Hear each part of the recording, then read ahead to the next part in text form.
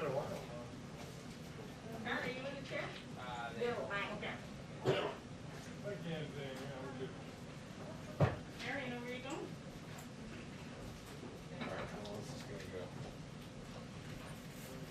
For the whole thing. We're gonna get what you need, right? Well, that's just 30 minutes. Hi, how are you? Yeah, you're ahead of, you're right ahead of you. Sorry. Very festive. Yes, but it's Very festive bunch in here. Look for Thank some- you. Charlene, particularly festive with her small shrub. Small shrub. Yes.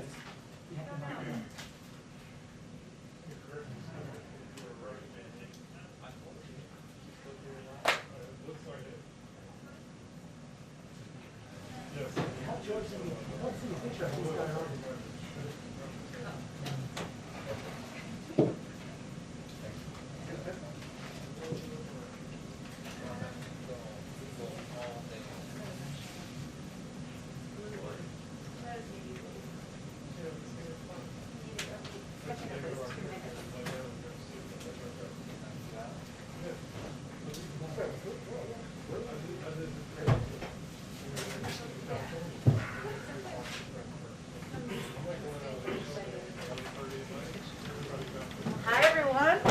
So much green, so much green. All right. Today we are fortunate to have joining us Secretary of Education, Dr. Miguel Cardona, who was confirmed just 2 weeks ago, a fellow nutmegger. That means from Connecticut, for any of you who don't know. He previously served as the Commissioner of Education in Connecticut. In this position, he faced the unprecedented challenge of responding to the COVID-19 pandemic and led the safe school reopening efforts in Connecticut. To do so, Secretary Cardona and his department provided school districts with the balance of guidance, local autonomy, and oversight needed to ensure equitable and meaningful educational opportunities for students, while also prioritizing public health mitigation measures. Since it's his first time here, first of many, hopefully. He has 2 decades of experience as a public school educator. He began his career as an elementary school teacher. He then served as a school principal. So with that, I will turn it over to the Secretary. He has a short timeline, so he'll be able to take just a couple questions today. As always, I'll be the bad cop, but we'll turn it over to you. Thank you. Thank you.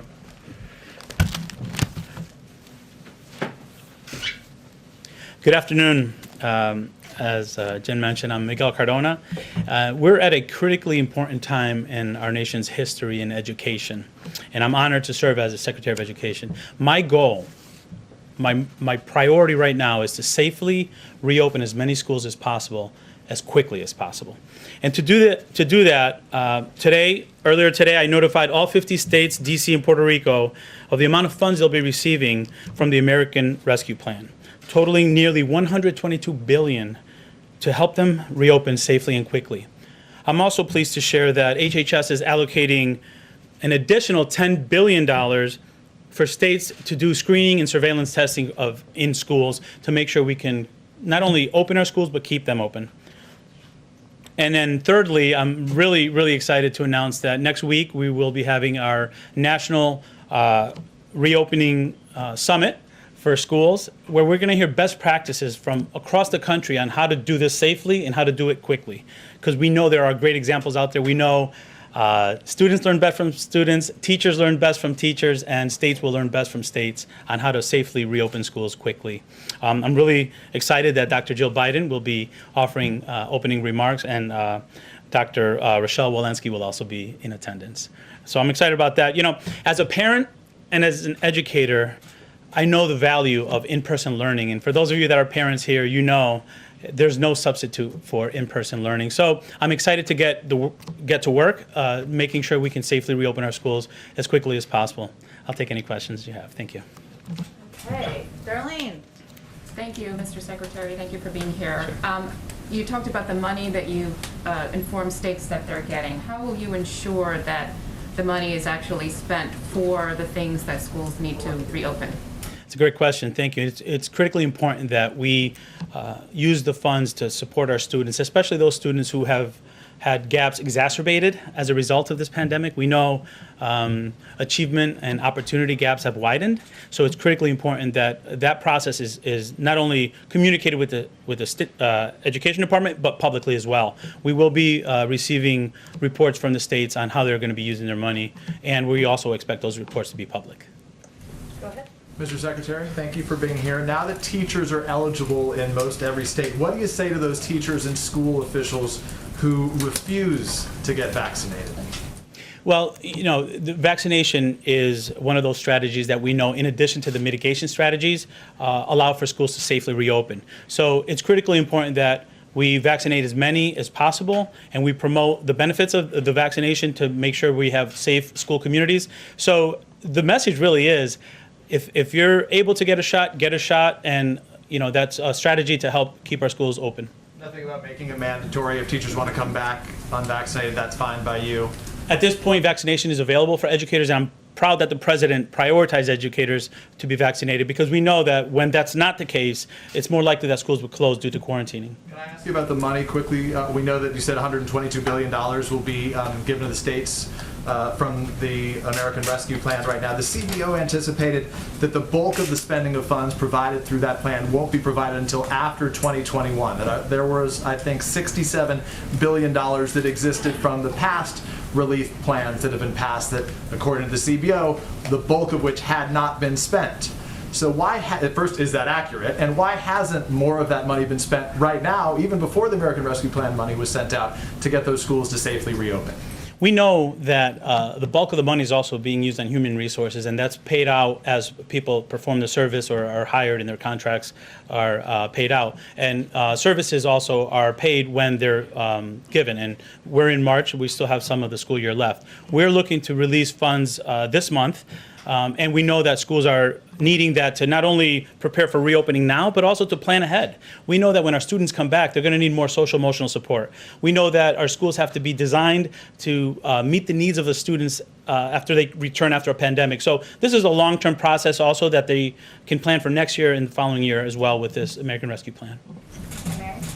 You also today announced $12 billion to help ramp up testing in schools. How soon before we're actually going to see some of this surveillance? Yes, that's $10 billion from the Health and Human Services Department. So we're looking to get that soon. We know that that's a tool to help keep schools open, not only reopen, but keep them open in the near future. The goal really is this spring, we want our students back in school as quickly, as safely as possible, and that's going to assist in that process. And we're more than halfway, obviously, through March. Do you have any kind of update on the administration's effort to try and get every teacher at least one shot by the end of the month, where that stands? You know, I'm really pleased that at the state level, many states recognize the importance of vaccinating educators, not only teachers, but paraeducators, custodians, bus drivers.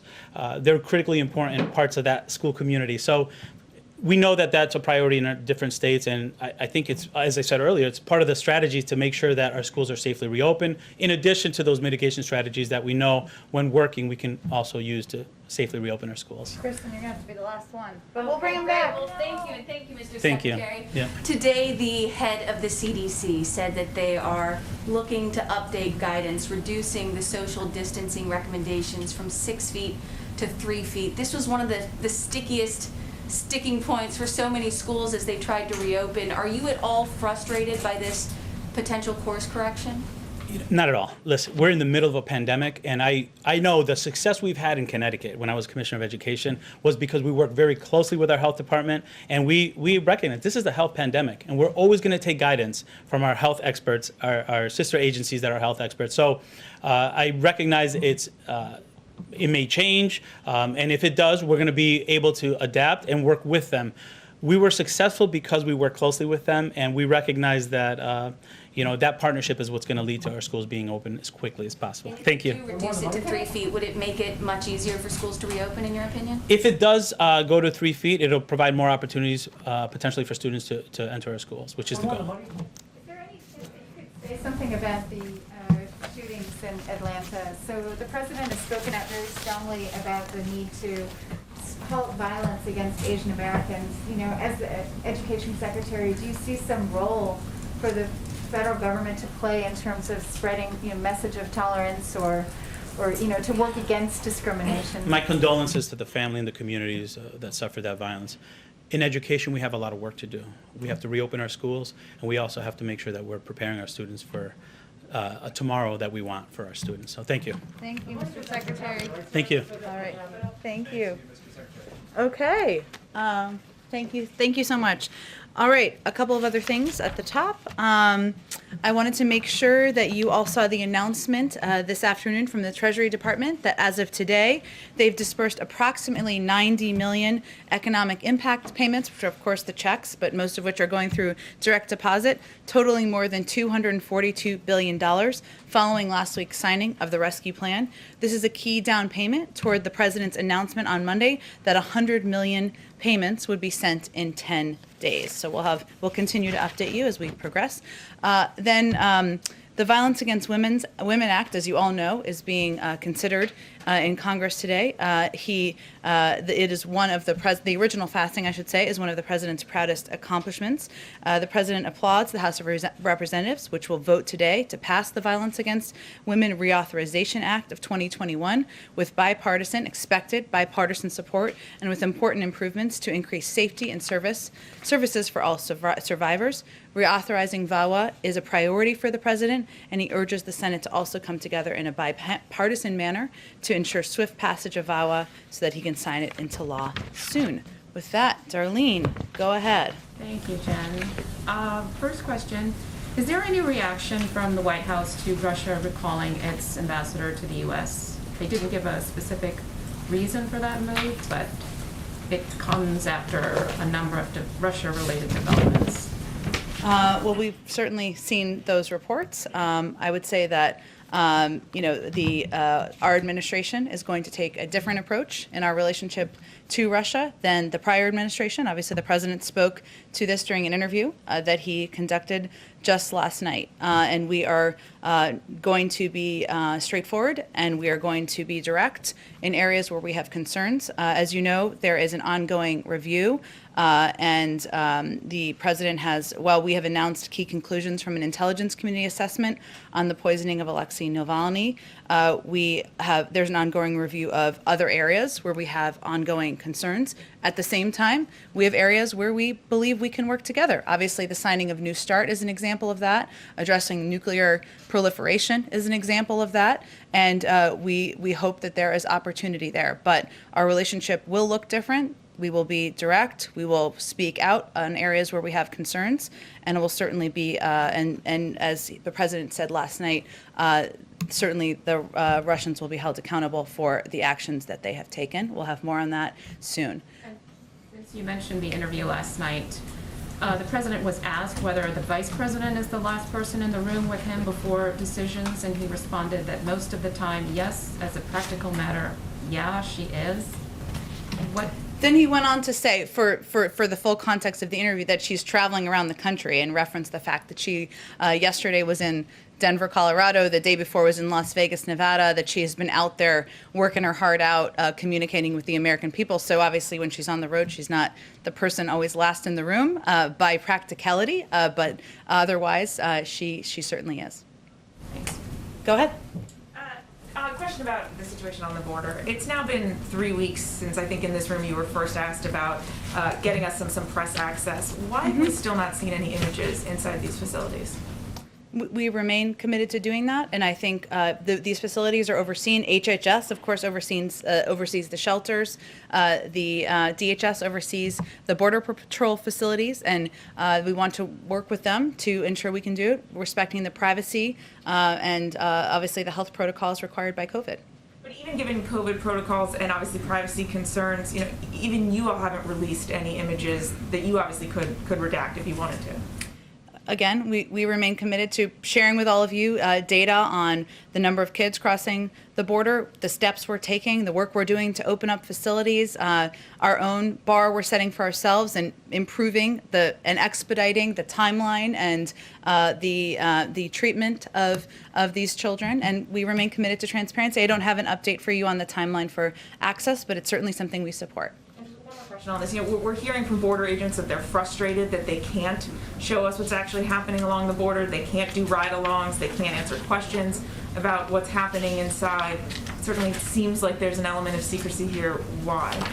I certainly wouldn't characterize it that way. I know there's Border Patrol agents quoted in a lot of your stories and you speak to frequently, and that's something we support. It's obviously there's a long tradition of coordinating with Department of Homeland Security, but if our policy is keeping people quiet, we are not successful, and it is not our policy to prevent people from talking. And just on one other topic, I'm wondering if you can explain a little bit the IRS's decision to delay the tax filing deadline by a month. What's the hope of the impact of this? Sure, I know we've seen some of those reports. I don't believe it's been confirmed or finalized quite yet. So I will let the IRS make their final decisions, and then if that is what moves forward, we're happy to speak to it. Go ahead. Thank you, Jen. I just kind of want to pick up on Sure. Mary's questioning over there. Is the White House or DHS instructing border agents to refuse ride-along requests from reporters? Because that's what a lot of our folks on the ground are hearing. Again, I think we've seen, watching a number of the reports you all do, a number of Border Patrol officials who are quoted in them, who are appear in them, and certainly from the White House, we support that. It's coordinated through the Department of Homeland Security, and I'd point you to them for any additional questions about the logistics of press access. But, our reporters used to be able to get ride-alongs during the Trump administration, and you all came in and promised to be the most truthful and transparent administration, and you all, oversee the Department of Homeland Security. So if you all wanted to grant access to the press, couldn't you just tell DHS to do it? Again, we fully support transparency, and I would encourage you to talk to the Department of Homeland Security about any requests you have for press access or what you're looking to accomplish at the border. Okay, Oh, one more go ahead. question. And, one of the biggest criticisms of the Trump administration's Remain in Mexico policy was that it overwhelmed all these border towns in Mexico and created pretty dangerous living conditions for these migrants. And so now you have the exact same thing happening. Even though you all have rescinded that policy, these border towns are overwhelmed, and the president is saying, do not come. So how is the situation on the ground in Mexico any different? Well, the situation on the ground is certainly challenging, in part because we inherited a dismantled system that wasn't prepared for processing asylum requests that had left in place the Remain in Mexico program, where people were in a camp that was did not have the conditions that we felt. But there are new camps popping up. Well, I think what I'm conveying to you is that we are less than 60 days, about 60 days in. We are working to repair what has been an unprepared and dismantled system. It's going to take some time. Our policy is that we're obviously going to continue to make sure we're working through our laws, and the border is not open. But we also, as you know, have changed our policy to approach it in a more humane way and keep kids safe. And that requires putting in place more effective and efficient processing at the border. It's going to take some time. We're working through it. Every day we have new steps and new improvements we're taking to make the system more efficient and effective. So is there a limit or a cap to the number of unaccompanied minors that are going to be allowed into the U.S.?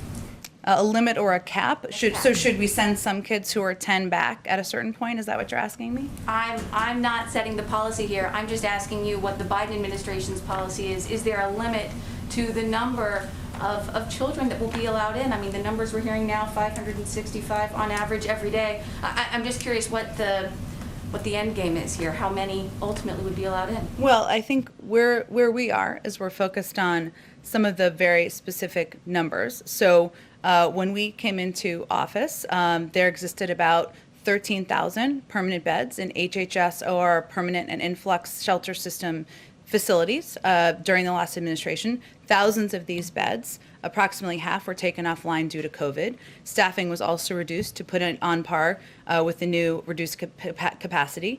This was sufficient for the prior administration. This is how we got here, because they were expelling children in addition to families and single adults. We decided, as you all know, that we will be more humane about how we approach this. There wasn't operational capacity built. The prior administration also did not consider that there were other mitigation efforts like masking, improved ventilation, cohorting, and other measures that would contain the spread of COVID. There's now revised CDC guidance, which means there's greater capacity in these facilities where we can expedite getting children into them.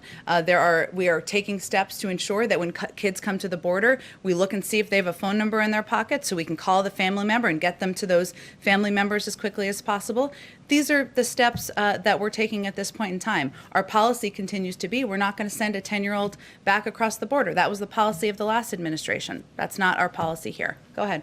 If unintentionally, in your commitment to keep these these children under 17 or 17 under safe, if unintentionally, is the U.S. government incentivizing parents to send their children across the border alone because that is their best chance to enter and stay in the United States? Well, that certainly you heard the president say in this interview that he conducted that he is encouraging people not to come. Now is not the time to come. This is not a safe journey for people to take of any age. And he believes, as he talked about last night, that no parent is looking and just trying to make a bet on whether their kid can kind of make it. This is a very difficult and treacherous journey. Most of these kids are fleeing very challenging circumstances. And his view is that there's a number of steps we need to take and steps that he hopes he can work with Democrats and Republicans on. So that's his goal. How's that message communicated to that we heard him obviously in the interview? How is that message being communicated by the U.S. government to those thousands, perhaps tens of thousands, who are already in the midst of this dangerous journey that they're making to the border right now,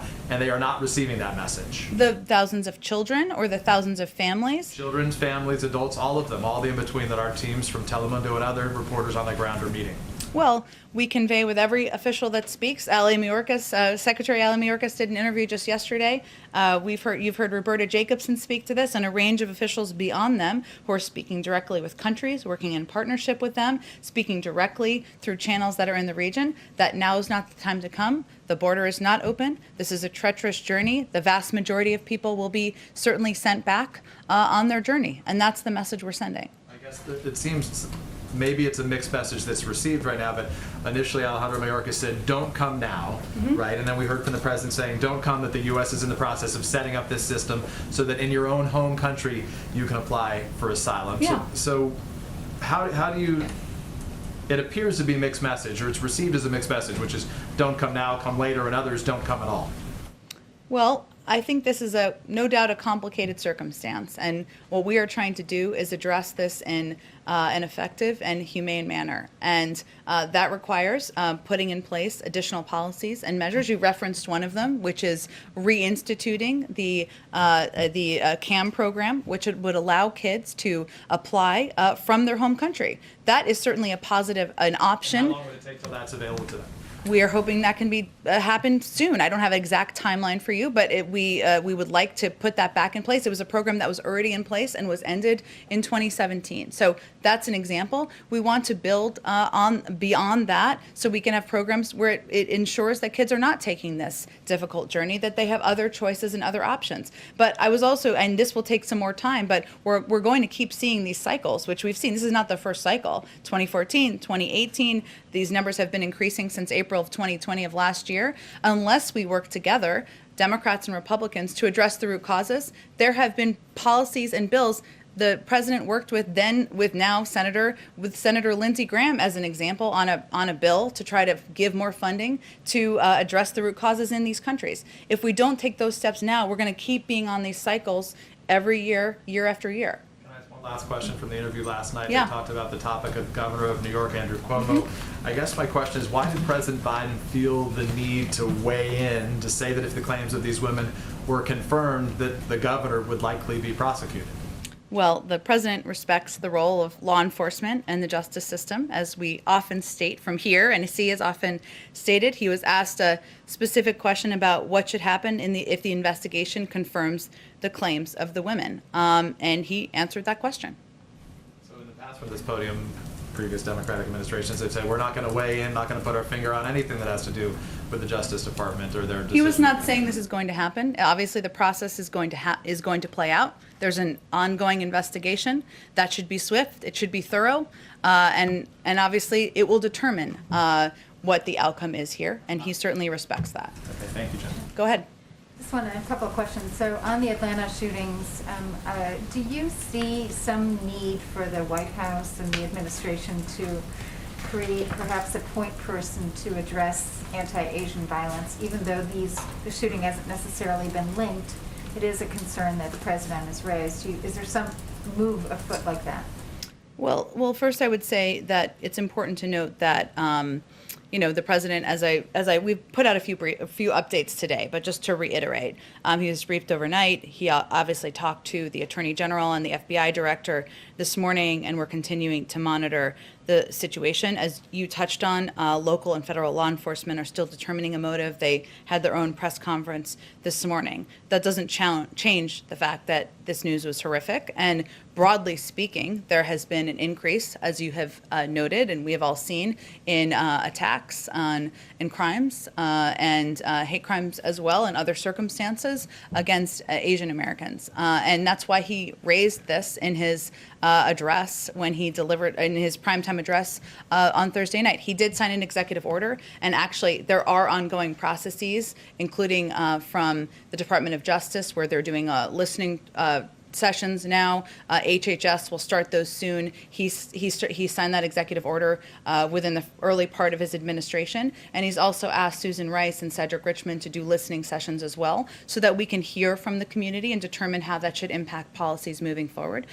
Broadly speaking, as you know, there's also an ongoing review of domestic violent extremism that is wide-ranging. That is a 100-day review that will take a look at a range of issues, and that will also be a longer-term strategic, comprehensive look at how that impacts our society, and this will certainly be a part of that. Just wanted to follow up on North Korea. So Sure. there are talks that are happening with the Chinese this week.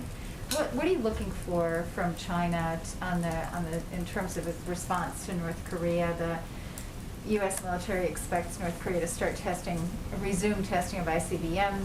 What would that mean for your review of those policies? I don't think we're going to get ahead of their testing. If they are testing, if they decide to test, I will say that part of our strategy as it relates to the denuclearization of North Korea is, of course, to lead with diplomacy and engagement with partners in the regions, even some where we have at times adversarial relationships, is a key part of that strategy. And so the Secretary of State, the Secretary of Defense were also just recently in South Korea, a meeting with also with the Japanese. They are key partners as we discuss security in the region, and certainly the threats from North Korea are part of that. And obviously that will be part of the discussion with the Chinese. But the strategy is to coordinate and discuss with partners in the region so that we can determine what the path forward looks like. And then finally on Mexico, since we're talking about the border, but Mexico and Canada are also looking for doses of vaccines. There's some reporting out saying that those would be at the top of the list. Can you confirm those reports? Can you say, there's a growing demand? I keep asking this question, it's like there's so much demand out there, and the level of vaccination is so disparate in the advanced economies and in developing countries, but also in neighboring countries like Canada and Mexico. Can you just say what your strategy is to get vaccines out to the rest of the world so that there aren't, increases in variants and all the other negative, consequences of not getting the pandemic under control? Sure. Well, Andrea, our first strategy is, of course, to ensure the American people are vaccinated, and 1,400 people a day are still dying in the United States of America. And so we are still in the midst of fighting a war against the pandemic right here. Now, we have vaccinated more people in this country because of access, because of supply, because of operational capacity than virtually any other country in the world. And we also want to be, the president wants to be, we all want to be contributing members of the global community and getting the pandemic under control. Any decision we make about requests, and we have them from around the world, as you well know, and are tracking, will ensure that we're able to still quickly vaccinate the American people, as that remains our top priority. We have received requests from both Mexico and Canada and are considering those requests carefully, but I don't have any update for you on whether they will be granted and a timeline for that. Go ahead. Thank you, Jen. Following up on Darlene's question about the Russians who are clearly very upset. Yeah. What did the president actually mean when he answered yes or something like that to, is President Putin a killer? Was he talking literally or was he talking metaphorically? I don't have anything more for you to provide analysis on that, but I can say, extremely upset about it. So. He also repeated a story that he told in his own book about a conversation he had with President Putin, and as was evident in the readout we provided of the call the president had with President Putin, he does not hold back on his concerns about what we see as malign and problematic actions, whether it is engagement in the 2020 intervention in the 2020 election interference, a report obviously released just yesterday, their involvement in the poisoning of Alexei Navalny, ongoing reviews that are related to bounties on troops, and of course the SolarWinds hack. So he's not going to hold back in his direct communications, nor is he going to hold back publicly. And we have still found ways to work together on areas where we have mutual interests, including the extension of New START by 5 years. So that's diplomacy in action there. Go ahead. Sorry, one more, Yeah. if you don't mind. Yeah, moving from Russia to China. So while Secretaries Blinken and Austin are out in Asia, there's an elephant in the room, which would be the growing talk about China having designs on Taiwan. Is the US publicly committed to defending Taiwan, come what may? I don't think I have anything new on our policy as it relates to Taiwan for you today. Obviously, there are a range of topics, including Taiwan, that will be discussed in these conversations in Anchorage that are happening over the next 2 days, if I'm getting the time frame correct. And I'm sure the Secretary of State and the National Security Advisor will come out and engage with the press when those meetings conclude. Go ahead. Thanks, Jen. Back to that DNI report. There's an assessment in there that Moscow will continue to try to influence U.S. elections, and it said the reason is that the Kremlin has concluded that it's a manageable risk.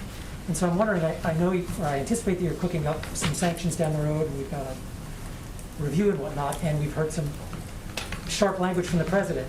But it seems like Moscow has concluded that they can handle that, and so how will we keep them from interfering in the third consecutive presidential election? Well, first, the president's relationship and this administration's relationship with the Russians will be very different from what we've seen over the last 4 years, and we've already seen evidence of that from his first phone call with President Putin. President Biden has been clear that the United States will also respond to a number of destabilizing Russian actions. And as you know, and as we've already talked about, we have requested new or declassified intelligence community assessments in 4 such areas and plan to respond to each of them in the coming weeks. Those are ongoing. I would say that the Russians have intervened or attempted to intervene in elections for many years. I mean, long before 2016. And we, certainly are very eyes wide open about that and fully aware of that. But they're going to pay a price, as the president conveyed last night. We are not going to look the other way, as we saw a bit over the last 4 years, and we will continue to press them on their actions. And there's some language in that report. It said proxies for President Putin have undergone a disinformation underwent a disinformation campaign, in particular alleging or pushing out disinformation of corruption of President Biden, and also the report specifically mentions his son. So what is his reaction to Putin and his proxies going after him personally? That was not our first awareness of that. I think we all saw that play out in public. So the president felt it was important to release the unclassified version of this report, which, as you know, the assessment was done under the last administration. It is evidence of the hard work of the men and women in the civil service who keep government functioning. But it's important for people in this country, members of Congress, other countries to understand what their actions are. And if we want our adversaries like Russia are attempting to divide us. And one of our strategies is to transparently expose their tactics so that the world is aware of them. So that's why we released this report.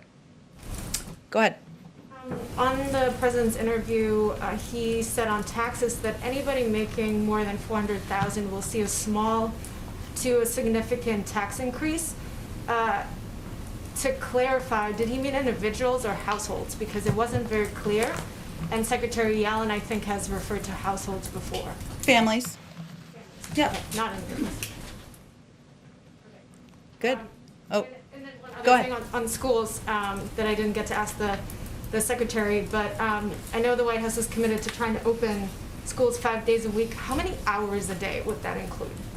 Are you pushing for full school days, 5 days a week? Yep. Go ahead.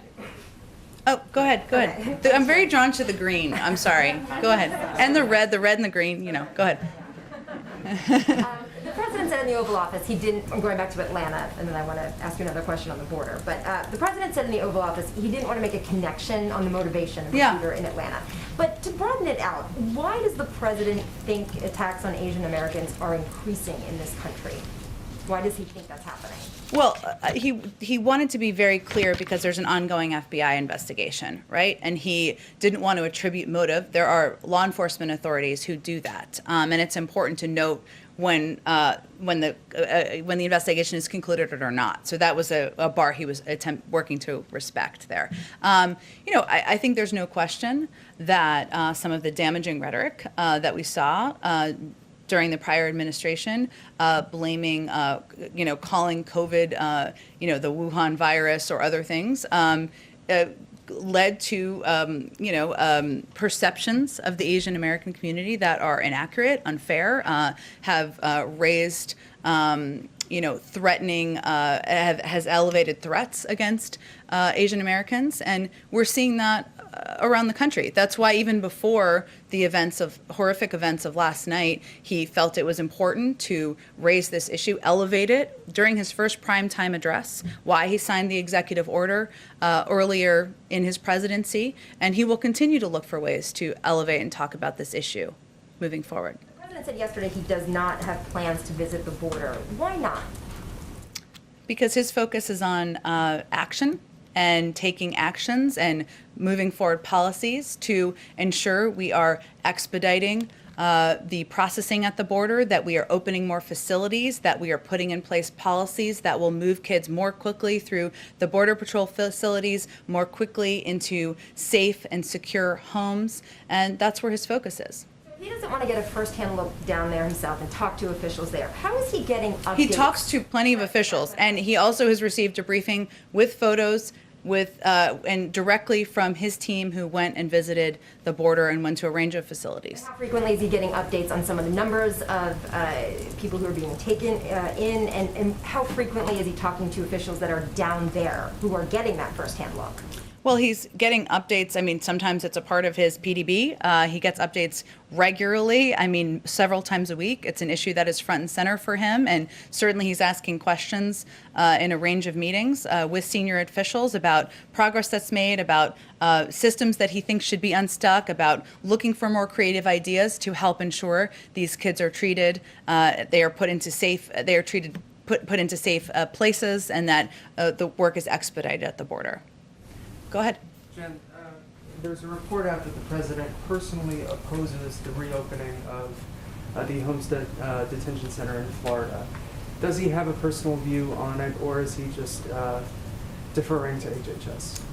HHS is in charge of looking at facilities and which ones are going to be the most appropriate and effective ones to reopen, and he certainly defers to them on decisions that are made on that front. Because this has been a controversial, and I don't need to tell you this, facility in the past. So he doesn't have a particular position on it. It's still on the table that it could reopen? There hasn't been a decision. HHS would be the ones making a decision. I don't have anything more about the president's personal point of view about specific facilities. Just on the president's remarks on taxes last night. Two things. One, when might we expect a major push on this? And two, what does small to significant mean? It depends on how much money you make. Are you a billionaire? Then you may pay more in taxes than someone making, a family making $425. There's going to be a range in any tax proposal. He talked about this on the campaign trail, and he talked about it during this interview last night, in part because it's on his mind about how to ensure people are paying their fair share, and that we are looking for revenue funds to continue to build back better. But I don't have a timeline for you on when you'll hear more. It's just something that he has long had a commitment to, and I expect in the coming months, or sooner than that, you'll hear more about his next stages of his agenda, but this is certainly part of what's on his mind and what he would like to work with Congress on. Go ahead. In the ABC interview, the president said that democracy is having a hard time functioning. Can you clarify, was he just talking there about the Senate and the filibuster, or is it a broader concern? He was asked in that frame, and asked in the frame of how to get work done, and how to move forward the agenda for the American people. And the president's an optimist. He is a person who believes that there is a lot of opportunity for Democrats and Republicans to work together, that there is a history of support for some of his major priorities, whether it's infrastructure or solving cancer, taking steps to help cure cancer, to increasing America's competitiveness. There's another bill that's being considered on that front. That there's a lot of areas where even immigration, there's a long history of Democrats and Republicans working together on that policy. So he's a believer that there is an opportunity to work together. But what he's seen is democracy having a hard time functioning. And in part, that is why were there no Republicans who supported a piece of legislation that almost 80% of the American people supported. That doesn't seem like it's democracy functioning there. And so he was answering a question that was about the filibuster, but more broadly speaking about what he's seeing. And one other thing, because we're required to have an Irish question today. Sure. In talking to the Taoiseach, did he make any commitment as far as once presidential travel resumes to a trip there? I know in his heart he would really like to go, and I'm going to go on that trip. So I'm not aware of any specific timeline for travel or anything along those lines that was made. I'm happy to check for you. He has raised several times that next year St. Patrick's Day will look much different than this year, as I know he did during the meeting. So, everybody get some sleep and rest before a year from now. We've got plenty of time. Go ahead, Jeff. Jay said he's briefed with photos. Has he asked for or been shown these photos of inside the facilities where some of the children being held for 3 days? Yes, that was part of the briefing he received when his team came back. And he approves of what he saw. It didn't look too uncomfortable. I know the media are trying to get in there to get their own pictures. It looks okay to him? I certainly did not say that. This is the Border Patrol facilities are not facilities made for children. He is committed to expediting the processing at the border. One of the reasons he wanted a briefing from people who have been in there is so he can see himself what it looks like. And he has redoubled, he was already committed before this, his efforts to ensure we limit it to 3 days, and that we move kids as quickly as possible into these shelter facilities where they can have access to health, to medical experts, to educational experts, to legal advice, and even beyond that, one of the practical steps that he's really pushed the team on is how many of these kids, when they come across the border, have a phone number in their pocket, and can we embed HHS and ORR in the system, in the process, so that they can call that number and see if that can be a vetted family member to get these kids connected to quickly. So he wanted all the specific details. He got that briefing, which I talked about a bit in here about a week and a half or 2 weeks ago. I can't remember the timeline. And since then, we've put in place a number of steps to expedite the process, to look for additional facilities, and to look for ways to improve the very challenging situation at the border. Let me just go to make sure I get to everyone. Linda, go ahead. Sure, hi. Thanks, Jen. One from me and then one from, I'm the pool reporter, so I have one from another outlet. So my question, actually, it was for Secretary Cardona, but I'll ask you. Sure. Is the Biden administration concerned about the number of families choosing alternatives to public education because of the pandemic? And does the administration have a plan to encourage them to return to public school? That's a great question. I wish you'd asked him that question. I'm happy to talk to him about it. I know he had a very limited amount of time today. I was just excited to get him here. Look, I know that this past year has not looked for school. As a mother myself, my daughter did not start kindergarten this year, and I know a lot of people, had to make different choices, but I can talk to him more about what the plans are to encourage people to get back into the public school system, and obviously that's an important and vital part of communities across the country. Did you have a second question you wanted to? The other question from another outlet. So after today's meeting with the Irish Taoiseach, are there other international meetings on the President's agenda in coming weeks? There certainly will be. I don't have any to preview for you today, but engaging. He's had a number already of remote engagements with his counterparts around the world. Foreign policy is one of his first loves, and so I certainly can convey to you that he will have more of those in the weeks ahead, and as they're scheduled and finalized, we'll share those details with you. Go ahead in the back.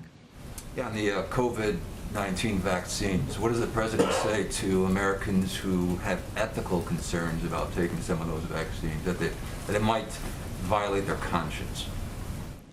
Give me a little more information. Why would it violate their The conscience? Johnson & Johnson one. Well, that one has ties to a connection to abortion-derived cell lines. So some people are worried that would violate their conscience, taking that. So the president would say what to that? He would say, I know the Pope has spoken to the safety and efficacy of all 3 vaccines, and the American people, these vaccines have been validated by health and medical experts. They're trying to save people's lives, keep people safe, and return our country to normal. On schools, billions are going out to try to get them to reopen now. If come fall, if schools are still unopened, would the administration find that unacceptable? We certainly expect schools to be open in the fall. Go. On Okay. airports? Yep. TSA reporting big numbers going through airports. Is the administration worried that the COVID-19 response team's message is just not getting through to people? They're telling people, don't travel, don't travel, don't travel, and people are plowing through the airports. Well, we certainly have to reiterate, and our health and medical team are doing the same. It's not a political message. It's a message from our doctors that's just conveying the fact that the guidelines have not changed in terms of limiting commercial travel. If people are not vaccinated, especially, there are great risks to travel. We've seen that play out. They've spoken to this frequently, our health and medical experts. So we'll just have to keep reiterating that message. We understand it's hard. People want to see their family members. People want to go see their friends, but we are fighting through this pandemic. People are still dying across the country, and we'll keep at reminding people of that. Go ahead in the back. Press conference next week with the president. Any idea how it's going to be assembled? Will it be in here or somewhere else? I don't think it will be in here because it would be very limited numbers in here. We are working to figure out where we can do it in the White House to ensure we have a greater number of people who can attend, and we will do that in a very transparent manner. So we're site looking at this point in time, and we'll have more updates for you soon. Go ahead in the back. First question from a colleague: is President Biden going to call the president of Ukraine, Zelensky, in the near future? Do you have any update or any other potential engagements in the near future? I don't have any previews for you on foreign leader calls at this point. Typically, we preview those maybe the day before, but I'm sure he will have some in the near future, but I don't have any specific ones to preview for you today. And on the vaccine, the president said yesterday that the U.S. is in talks with several countries about sharing vaccine. In the past, you criticized Russia and China for so-called vaccine diplomacy, and you suggested that it should be done through international project or institutions.